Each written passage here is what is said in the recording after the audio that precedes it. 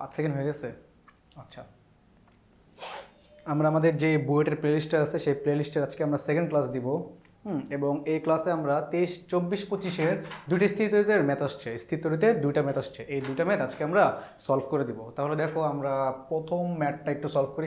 দুইটাই ভাই সুন্দর সুন্দর কোশ্চেন আসছে এবং এই কোশ্চেনগুলো করলে দেখবা তোমার স্থিতিতরিতের বেসিক মোটামুটি ক্লিয়ার হয়ে যাবে। স্থিতিতরিতের না, তড়িৎ ক্ষেত্রের বেসিক বা বিভব পার্থক্যের কিছু ভালো ভালো বেসিক ক্লিয়ার হবে, যেটা তোমাদের হেল্প করতে পারে 25-26-এর পরীক্ষাতে। হ্যাঁ, তাহলে দেখো এইখানে বলছে কি 10টি ইলেকট্রন যুক্ত একটি 3 × 10⁻৯ কেজি ভরের তেল বিন্দুকে 5 মিটার ব্যবধানে দুটি পাতের মধ্যে স্থির রাখতে বিভব পার্থক্য কত? আচ্ছা, এই ম্যাথটা করার আগে আমরা একটু বেসিক তোমাদের বলি। হ্যাঁ, মনে করো তুমি এখানে এটা নেই, আসো, মনে করো তোমার দুটা পাত আছে, দুটা সমান্তরাল পাত আছে। হ্যাঁ, দুটা সমান্তরাল পাত আছে এবং এই দুটা সমান্তরাল পাতের মধ্যে তুমি নেট চার্জ দিলা, একটা নেট চার্জ দিলা প্লাস কিউ, একটা নেট চার্জ দিলা মাইনাস কিউ। হ্যাঁ, এবং এই নেট চার্জ দেওয়ার ফলে তোমার কিন্তু এই পাতের মধ্যে কি উৎপন্ন হবে? তড়িৎ ক্ষেত্র বা তড়িৎ প্রাবল্য উৎপন্ন হবে, তাই না? ইলেকট্রিক ফিল্ড তৈরি হবে। ইলেকট্রিক ফিল্ডটা কোন দিক থেকে কোন দিকে তৈরি হবে? মনে রাখবা, ইলেকট্রিক ফিল্ডটা পজিটিভ থেকে নেগেটিভের দিকে তৈরি হবে। ওকে, তাহলে এটা তোমরা মনে রেখে দাও যে পজিটিভের দিকে নেগেটিভে তৈরি হবে। তাহলে আমি যদি একটু ইলেকট্রিক ফিল্ডটা যদি আঁকার চেষ্টা করি, এই দেখো, এটা হচ্ছে ইলেকট্রিক ফিল্ডের দিক হবে ভাইয়া, এটা হচ্ছে আমাদের ইলেকট্রিক ফিল্ডের দিক হবে। আশা করি আমি তোমাকে বুঝিতে পারছি। এবং মনে রাখবা, এই সমান্তরাল পাতের মধ্যবর্তী যে কোনো বিন্দুতে ইলেকট্রিক ফিল্ডের মান কিন্তু সমান হবে। হ্যাঁ, তুমি এই বিন্দু নাও, এই বিন্দু নাও, এই বিন্দু নাও, এই বিন্দু নাও, এই বিন্দু নাও, যেই বিন্দুই নাও না কেন, প্রত্যেকটা জায়গায় তোমার কি হবে? ইলেকট্রিক ফিল্ডের মান সমান হবে। এবং এই ইলেকট্রিক ফিল্ড বা তড়িৎ ক্ষেত্রের মানটা জানো কত? মানটা হচ্ছে তোমার σ/2ε0। ঠিক আছে, এই সিগমাটা কি? সিগমাটা হচ্ছে তোমাদের চার্জ ঘনত্ব। চার্জ ঘনত্ব মানে কি? এটা তোমাদের যদি লাগবে না, এমনি লিখে দিচ্ছি, এটা হচ্ছে Q/A। ওকে, অর্থাৎ এই যে পাতটা আছে, এই পাতের প্রতি একক ক্ষেত্রফলে কি পরিমাণ চার্জ আছে, ঠিক আছে, সেটাই তোমার কি? চার্জ ঘনত্ব। ওকে, বা তলমাত্রিক ঘনত্ব, এটাও তুমি বলতে পারো। এখন আমি যদি এর মধ্যবর্তী স্থানে একটা বস্তু রাখি, মনে করো একটা বস্তু রাখছি, ঠিক আছে, হ্যাঁ, এই একটা বস্তু রাখছি এবং মনে করো এটা হচ্ছে প্লাস কিউ, তাহলে ভাইয়া এই প্লাস কিউ বস্তুটার উপর কিন্তু এর যে তড়িৎ ক্ষেত্রটা আছে না, এই তড়িৎ ক্ষেত্র কিন্তু একটা কি দিবে? একটা বল প্রয়োগ করবে। ঠিক আছে, আর একবার আমি বলি, আমার এই মধ্যবর্তী স্থানে যে তড়িৎ ক্ষেত্রটা আছে, এই তড়িৎ ক্ষেত্রটা কিন্তু এই চার্জের উপর একটা বল প্রয়োগ করবে। এই বলের মানটা কত তুমি জানো? এই বলের মানটা কিন্তু তোমরা অলরেডি জানো, তাই না? এই বলের মানটা হবে F = QE। ওকে, এটা কিন্তু আমরা জানি, F = QE।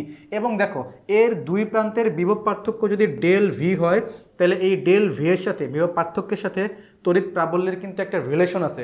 সেই রিলেশনটা কি জানো? সেই রিলেশনটা হচ্ছে E/D। যেখানে বলো ডিটা কি? যেখানে আমাদের ডিটা হচ্ছে এর মধ্যবর্তী যে দূরত্ব, সেটা মিন করে। ডিটা হচ্ছে এদের মধ্যবর্তী দূরত্ব। এই যে দেখো, দুটা পাতের মধ্যবর্তী দূরত্ব তোমার ডি মিন করে। ঠিক আছে, এখন খেয়াল করো, বল কিন্তু একটা ভেক্টর রাশি, তাহলে বলটা কোন দিকে কাজ করবে? মনে রাখবা, এটা যেহেতু পজিটিভ চার্জ, এটা খুব সহজভাবে মনে রাখার জন্য বলতেছি আমি। মেনটা কি? মেনটা হচ্ছে পজিটিভ চার্জ যে বলটা ফিল করবে, সেই বলটা তড়িৎ ক্ষেত্রের দিকে হয়। নেগেটিভ চার্জ যে বলটা ফিল করবে, সেটা হচ্ছে তড়িৎ ক্ষেত্রের অপোজিট দিকে হয়। এখন খেয়াল করো, আমাদের তড়িৎ ক্ষেত্রটা কি? প্লাস থেকে মাইনাসের দিকে। তাহলে পজিটিভ চার্জের উপর যে বলটা প্রয়োগ হবে, সেটাকে প্লাস থেকে মাইনাসের দিকে।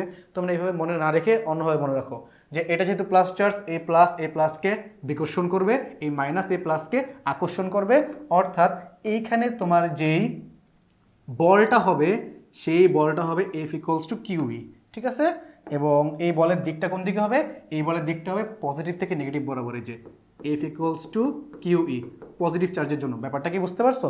ঠিক সিমিলারলি আমি তোমাকে কি বলতে পারি, যদি চার্জটা যদি তোমার নেগেটিভ হয়, যদি চার্জটা তোমার নেগেটিভ হয়, মনে করো তোমার এইখানে আরেকটা বিন্দু নিলা, এখানে তুমি কি -Q চার্জ রাখছো। ঠিক আছে, এখন এই চার্জের উপর বলটা কোন দিকে হবে? এই চার্জের উপর তোমার বলটা কিন্তু হবে কোন দিকে? এই যে দেখো, খেয়াল করো, প্লাসটা মাইনাসকে আকর্ষণ করবে, মাইনাসটা মাইনাসকে বিকর্ষণ করবে, অর্থাৎ এই দিকে, তাই না? তাহলে এটা হবে কি? F = QE হবে, জাস্ট -QE হবে। F = QE। ঠিক আছে, নেগেটিভ চার্জের জন্য। তাহলে দুইটার জন্যই আমাদের কি? বলের মানটা কিন্তু সমান। তাহলে তুমি যদি এই বেসিকগুলো যদি বুঝতে পারো, তাহলে এখন আমরা ম্যাথটার দিকে আগাই। আমাদের ম্যাথটাই কি বলছে? আমাদের ম্যাথটা কি বলছে এটা আমরা একটু আগাই ভাইয়া। তাহলে একটু খেয়াল করো যে এখানে তোমাকে বলছে 10টি ইলেকট্রন যুক্ত একটি এত কেজি ভরের তেল বিন্দুকে 5 মিটার ব্যবধানে পাতের মধ্যে রাখা হচ্ছে। আচ্ছা, পাতগুলো আমি রাখবো কীভাবে? আমি কি পাতগুলো কি এরকম ভার্টিক্যাল রাখবো নাকি পাতগুলো এরকম হরাইজন্টাল রাখবো? খেয়াল করো, আমি যদি পাতটাকে যদি হরাইজন্টাল রাখি তাহলে ব্যাপারটা কেমন হবে? মনে করো আমি পাতটাকে এমন রাখলাম, ঠিক আছে? দেখো পাতটাকে আমি এমন রাখলাম এবং এখানে চার্জ তো অবশ্যই আছে। এখন প্লাস কিউ চার্জ কি এখানে আছে আর মাইনাস কিউ চার্জ কি এখানে আছে, নাকি মাইনাস কিউ এখানে আছে প্লাস কিউ এখানে আছে? এটা আমি কীভাবে বুঝবো? এটা কি আমি আমার মতো কি বসায় নিব? তুমি তোমার মতো বসাইতে পারো, বসাইলেও হয়। তুমি যদি ভুলও বসাও তুমি কিন্তু এই ম্যাথটা থেকে চেক করতে পারবা তুমি কি আসলে ভুল বসাইছো নাকি ঠিক বসাইছো। যদিও এই ম্যাথের জন্য কিন্তু এই প্লাস কিউ মাইনাস কিউ এগুলো কিন্তু বোঝা কিন্তু ইম্পর্টেন্ট না। হ্যাঁ, ম্যাথটা তুমি এগুলো বোঝা ছাড়াই করে ফেলতে পারবা, কিন্তু কথা হচ্ছে না বুঝে করলে ভাইয়া ম্যাথ করাই হইলো, শুধুমাত্র কনসেপ্ট তো তোমার বিল্ড আপ হইলো না, তাই না? তাহলে আসো আমরা একটু খেয়াল করি। আমরা আপাতত এই চার্জগুলো একটু মুছে দেই, মুছে দিয়ে আমরা আপাতত চেষ্টা করি যেখানে কী কী আছে। হ্যাঁ, এখানে কী কী আছে আমরা এটা একটু চেষ্টা করি। খেয়াল করো, আমার এখানে একটা বস্তু আছে, যে বস্তুর ভর দেওয়া আছে আমি ধরে নিই বস্তুর ভরটা এম এবং বস্তুর ভরটা কিউ। তাহলে এই বস্তুর উপর কিন্তু দুইটা বল কাজ করবে। দেখো এখানে তুমি যদি চার্জ রাখো অবশ্যই কি এখানে তোমার ইলেকট্রিক ফিল্ড তৈরি হবে এবং এই ইলেকট্রিক ফিল্ডের জন্য এই বস্তু একটা কি বল ফিল করবে এবং এই যে বস্তুর ভর আছে এই বস্তুর যেহেতু ভর আছে তাহলে এই বস্তু কিন্তু নিচের দিকে একটা ওজন ফিল করবে, তাই না? তাহলে আসো আমি বলগুলো একটু এঁকে ফেলি, আমি বলগুলো একটু আঁকার চেষ্টা করি। দেখো বস্তুর ভরের কারণে বস্তুর কি একটা ওজন বল ফিল হবে নিচের দিকে। হ্যাঁ, ওকে। তাহলে এই ওজন বলটাকে আমি যদি এফ জি ধরি, F G equals to M G. Okay, আচ্ছা তারপর কি? তারপর এই বস্তুটাকে তোমার কি রাখতে হবে বলো তো? এই বস্তু কিন্তু তোমার স্থির রাখতে হবে। আমি একটু যদি এখানে মার্ক করে দেখাই, এই দেখো স্থির রাখতে, এখানে ভাইয়া এখানে বস্তুটাকে স্থির রাখতে, কেটে দিলাম কেন আমি? আচ্ছা যাই হোক, এই দেখো এখানে কিন্তু বস্তুটাকে স্থির রাখতে হবে। আচ্ছা একটা জিনিস খেয়াল করো তো, আমি যদি বস্তুটাকে স্থির রাখতে চাই তাহলে অবশ্যই আমার কি করতে হবে? অবশ্যই আমার উপরের দিকে একটা বল লাগবে। এখন এই উপরের দিকে বলটা কে দিবে? অবশ্যই কি তড়িৎ ক্ষেত্র দিবে। এখন খেয়াল করো এই চার্জটা কিন্তু নেগেটিভ চার্জ, এই যে চার্জটা আছে এটা কিন্তু তোমার কি চার্জ? এই চার্জটা কিন্তু আমাদের ভাইয়া নেগেটিভ চার্জ। কীভাবে বুঝলাম? এই যে দেখো 10টি ইলেকট্রন এখানে কি দেওয়া আছে, এই যে এখানে তোমার দেওয়া আছে এই যে 10টি ইলেকট্রন যুক্ত, তার মানে এই যে বস্তুটা যা আছে এটা তোমার কি 10টি ইলেকট্রন যুক্ত। তাহলে এইটা হচ্ছে তোমার নেগেটিভ চার্জ। তাহলে আমার লাগবে কি? আমার লাগবে উপরের দিকে বল। তাহলে তুমি অলরেডি মনে ধরে ফেলছো, উপরের দিকে যদি আমার বল পাইতে চাই তাহলে অবশ্যই অবশ্যই এখানে যে তোমার চার্জটা থাকবে নেট চার্জ সেটা হবে পজিটিভ কিউ, এখানে যে নেট চার্জটা হবে সেটা তোমার কি হবে? Negative Q. তাহলে এখন খেয়াল করো তো, এটা যদি হয় পজিটিভ, এই পজিটিভ নেগেটিভকে তার দিকে টান মারবে উপরের দিকে, এই নেগেটিভকে বিপরীত দিকে কী করবে? অর্থাৎ উপরের দিকে ধাক্কা দিবে। তাহলে আমি কিন্তু এখানে নেট চার্জ কিন্তু কত পাচ্ছি? এখানে কিন্তু আমি নেট চার্জ না সরি, আমি কিন্তু উপরের দিকে যে বলটা পাচ্ছি সেই বলের মানটা কত? সেই বলের যে মানটা আছে সেই মানটাকে আমি যদি এফ সি ধরি, এই এফ সি হবে কিউ ইন্টু ই। আশা করি আমি তোমাকে এই ব্যাপারটা বুঝাইতে পারছি যে কেন আমি উপরে প্লাস কিউ নিছি নিচে মাইনাস কিউ নিছি। বুঝতে পারছো? আচ্ছা, তুমি তো ভাই ম্যাথে তো আর এত কিছু তো করবা না, বাট কনসেপ্টটা গ্রো করে নাও, ঠিক আছে? আচ্ছা তারপর একটু খেয়াল করো এখানে, তাহলে এইখানে আমি এখন সলভটা করে ফেলি। তাহলে এখন স্থির রাখতে হলে অবশ্যই আমার কি লাগবে? F C equals to F G, এটা লাগবে। আচ্ছা তাহলে এফ সি এর মানটা কত? এফ সি এর মান হচ্ছে Q into E equals to F G এর মান হচ্ছে এম জি। আমাদের বলছি বিয়োগ পার্থক্য কত? তাহলে কিউ দেখো ই এর সাথে কিন্তু ভি এর একটা রিলেশন আমি দেখায় রাখছি। তাহলে ই এর মানটা কত হবে?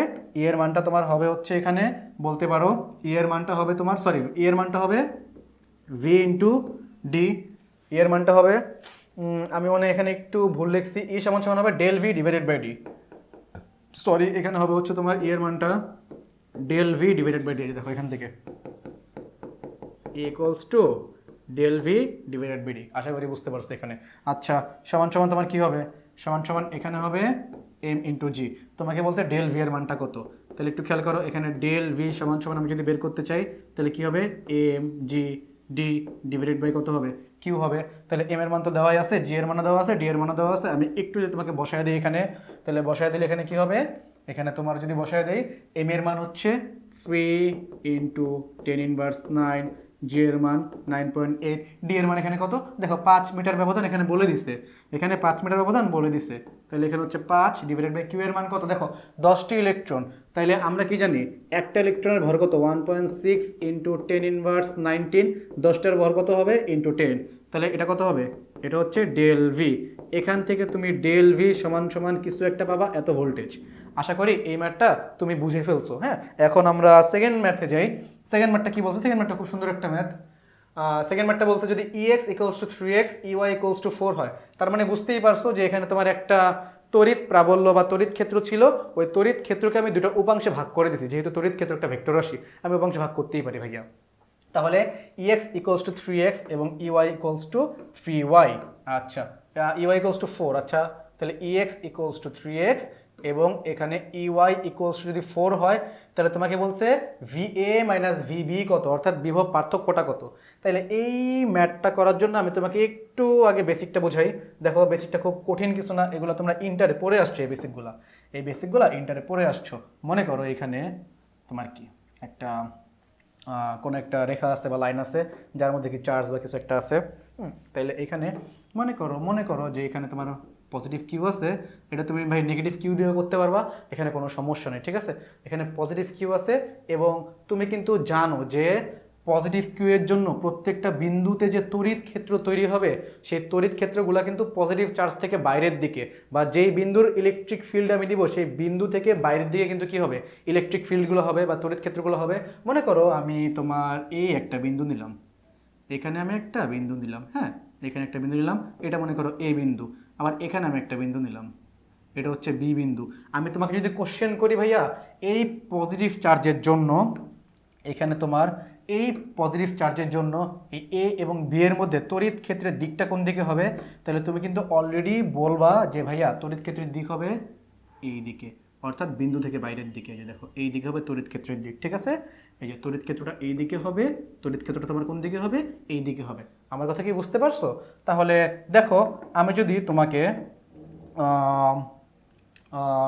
দেখো আমি কি করব এখন, মনে করো একটা ছোট্ট একটা চার্জ আছে, হ্যাঁ মনে করো প্লাস কিউ চার্জ আছে, প্লাস কিউ বলো মাইনাস কিউ বলো ভাইয়া ডাজেন্ট ম্যাটার, মনে করো একটা চার্জ আছে কিউ চার্জ আছে, এই কিউ চার্জটাকে এ থেকে তুমি যদি বিতে যদি আনো তাহলে তোমার বিভব পার্থক্যটা কত হবে। এর জন্য কিন্তু একটা চমৎকার একটা সূত্র কিন্তু আমাদের আছে, তাই না? এই সূত্রটাকে জানো, এই সূত্রটা হচ্ছে তোমার অনেকটা এরকম যে তোমার এ থেকে বিতে ছোট্ট যে চার্জটা আছে সেই চার্জটাকে আনতে যে পরিমাণ বিভব পার্থক্য আমি পাবো সেই বিভব পার্থক্যটাকে আমি লিখতে পারি হচ্ছে এইভাবে। খেয়াল করো এটা হচ্ছে বিভব, যেহেতু পার্থক্য আমি এ থেকে বিতে আনবো না, তাহলে পার্থক্য লেখার সময় তোমার লিখতে হবে কি VB minus VA equals to আমি কি লিখবো minus integration of E dot DR, E dot DR. এটা আমাদের কি মেন সূত্র, তোমাদের কি সূত্রটা মনে আছে?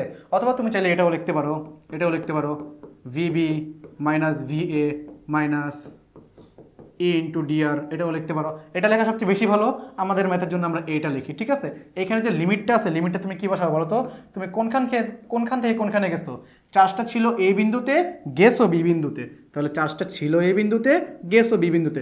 এইটা অলওয়েজ তুমি মনে রাখবে, এই সূত্রটা তোমার জন্য অনেক বেশি ইম্পর্টেন্ট ভাইয়া। এই যে সূত্রটা আমি যে দিলাম এই সূত্রটা তোমার জন্য অনেক বেশি ইম্পর্টেন্ট, এই যে এই সূত্রটা আমাদের জন্য অনেক বেশি ইম্পর্টেন্ট, এই যে সূত্রটা আমি দিলাম। হ্যাঁ এখন দেখো এইখান থেকে আমি তোমাকে ছোট্ট আরেকটা সূত্র বের করে দিই যেটা আমরা আগের ম্যাথে করছিলাম। হ্যাঁ এই ছোট সূত্রটাকে জানো, তুমি যদি এখানে, আচ্ছা একটু লিখিয়ে দিচ্ছি আমি তোমাকে, এখানে তুমি যদি ইকুয়ালস টু কনস্ট্যান্ট ধরো, কনস্ট্যান্ট তার মানে এর মান যদি চেঞ্জ না হয় তাহলে বলো তো সূত্রটা কেমন হবে? তাহলে কিন্তু সূত্রটা অনেকটা কিন্তু এমন হবে, তাই না?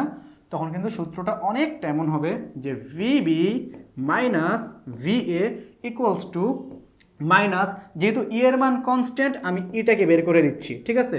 তাহলে বলো তো ইন্টিগ্রেশন অফ ডি আর এটা সমান সমান কত হয়, তুমি অলরেডি বুঝে ফেলছো যে এটা সমান সমান হয় ই আর, অর্থাৎ আমি কি বলতে পারি ভিবি মাইনাস ভিএ হচ্ছে ডেল ভি ইকুয়ালস টু তোমার মাইনাস ই আর। এটা হচ্ছে আমাদের আরেকটা সূত্র, এটা কখন ইউজ করবা, যখন তোমার ইলেকট্রিক ফিল্ড বা তড়িৎ ক্ষেত্রের মান হবে কনস্ট্যান্ট, ঠিক আছে। আচ্ছা তারপর একটু খেয়াল করো, এইখানে আমরা এই ম্যাথটা এখন একটু সলভ করে ফেলি। দেখো এই ম্যাথটা এখন সলভ করবো আমি কিভাবে, সলভ করব। আচ্ছা এখানে একটু ঝামেলা হয়ে গেছে, হ্যাঁ আচ্ছা, তাহলে দেখো আমি ঠিক করে ফেলছি। তাহলে এই ম্যাথটা এখন সলভ করবে কীভাবে? আসো, আমাদের এখানে দেওয়া আছে কি E X equals to 3x E Y equals to 4। তাহলে আমি কি এখানে লিখতে পারি না যে আচ্ছা আমি একবারে না করি, আমি তোমার জন্য একটু ভেঙে ভেঙে করি। দেখো, আমি যদি ভি এ মাইনাস ভিবি এটা বের করতে চাই, আমি কি করব? আচ্ছা এখানে আমি তোমার সুবিধার জন্য একটু দাগ দিয়ে দিই। ভি এ মাইনাস ভিবি যদি বের করতে চাই, তাহলে আমি কি করব? সূত্র লিখবো integration minus E into DR. এটা তুমি রাখো, ঠিক আছে? আচ্ছা, এবার একটু খেয়াল করো, এইখানে আমি কি করব? দেখো, যেহেতু তোমার এক্স অক্ষ বরাবর এবং ওয়াই অক্ষ বরাবর এটাকে ভাগ করে দিছে না, আমিও কি করবো? এই ইন্টিগ্রেশনটাকে দুই ভাগে ভাগ করে দিব, ঠিক আছে? এবং লিমিট এক্স অক্ষের জন্য একটা বসাবো, ওয়াই অক্ষের জন্য একটা বসাবো। তাহলে এখানে আমি যদি মাইনাস নেই, এখানে আমি থার্ড ব্র্যাকেট দেই, এটা আমি থার্ড ব্র্যাকেটটা তোমার এটা দিয়ে দেই, এবং আচ্ছা এখানে দেখো integration of E X DR plus integration of E Y DR. তুমি এটা লিখতে পারো, এখানে কোনো সমস্যা নাই। তুমি এটা লিখতে পারো, যেহেতু তোমার ইটা এক অক্ষে নয় দুই অক্ষে আছে, তাইলে তুমি এই সূত্রটা লিখতেই পারো, কোনো সমস্যা নাই। হ্যাঁ, এবং যখন এই সূত্রটা লিখবা অবশ্যই অবশ্যই এখানে কিন্তু লিমিটটা কিন্তু ভালো মতো বসায় নিবা। যেমন দেখো, এক্স এর লিমিট তুমি যখন বসাবা তখন দেখো তো কি হয়েছে ভাইয়া, এ থেকে বিতে গেছে।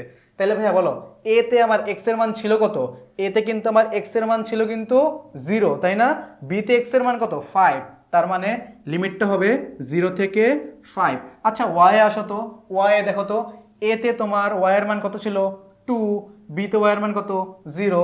তার মানে এটা হবে 2 থেকে 0। আশা করি আমি তোমাকে জিনিসটা বুঝাইতে পারছি। তাহলে খেয়াল করো, আমি মাইনাস এটা যদি দেখাই এখানে, তাহলে দেখো ই এক্স এর মান কত আছে? 3x।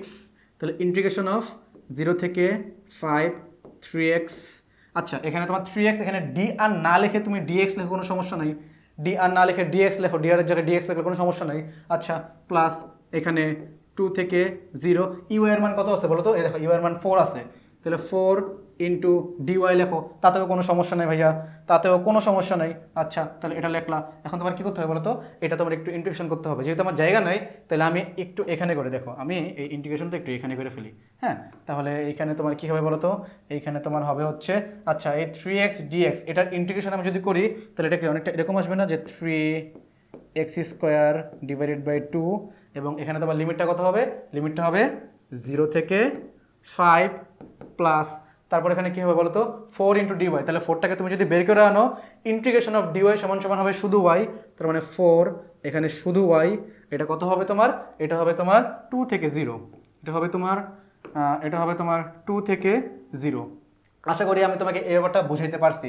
এবং শেষ কিন্তু হয় নাই। কেন শেষ হয় নাই বলো তো? কারণ আমরা কিন্তু এখনও কিন্তু এই যে এটা কিন্তু দিই নাই। এই দেখো, এটা এখানে রাখো, এটা এখানে রাখো, এখানে একটা মাইনাস আছে কিন্তু। হ্যাঁ, এবং এটা তুমি ডেল ভি ধরো, ডেল ভি। আমি জানি না যে এটা আমি বেশি ওই পাশে লিখে রাখছি নাকি, ওই পাশে লিখে ফেলছি নাকি, সমস্যা নেই, যে এই পাশে হবে ডেল ভি, ঠিক আছে?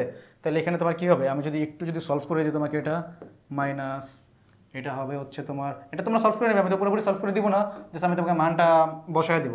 দেখো এখানে 3, এখানে আচ্ছা 3/2, একবারে তুমি এটা ধরে নাও। এখানে এই যে দেখো 3/2 বাই করে আনলা, তাহলে কী হবে? 5 স্কোয়ার মাইনাস 0 স্কোয়ার প্লাস, তোমাদের তো আর এত কিছু করার সময় নেই, আমি তোমাদের ভেঙে করে দিচ্ছি কেন? কারণ এটা যারা অ্যাডমিশন দিচ্ছ তারাও দেখবা, যারা এইচএসসি দিচ্ছ তারাও দেখবা, মেনলি কনসেপ্টটা ক্লিয়ার করবা। ওকে আচ্ছা, তাহলে এখানে 4, এখানে তোমার কী হবে বলো তো? এই যে 0 মাইনাস 2। আশা করি তুমি বুঝতে পারছো। এখন তুমি এইটা ক্যালকুলেশন করো, ক্যালকুলেশন করে অ্যান্সারটা কত পাও আমাকে তোমরা কমেন্ট সেকশনে জানাও। যা পাবা এত ভোল্ট, এটা হচ্ছে অ্যান্সার। তাহলে আশা করি আমি তোমাদের এই দুইটা ম্যাথেই বুঝাইতে পারছি। ব্যাপারটা কি বুঝতে পারছো? মনে হইতে পারে না যে ভাই ম্যাথটা তো অনেক বড়, বইটা আমি করবো কীভাবে? কিন্তু না ভাই, আমি তো তোমাদের বোঝানোর জন্য ম্যাথটা অনেক বড় করছি। বাট আসলে তো ম্যাথটা যদি আমি হাতে কলমে করতাম তাহলে তো অনেক ছোটো করে হয়ে যেত ম্যাথটা। ব্যাপারটা কি বুঝতে পারছো? তাহলে আশা করি তোমরা এই ম্যাথগুলো বুঝতে পারছো, এবং পরবর্তীতে আমরা আরও ভালো ভালো কিছু ম্যাথ নিয়ে আসবো। ওকে ভাইয়া, আল্লাহ হাফেজ।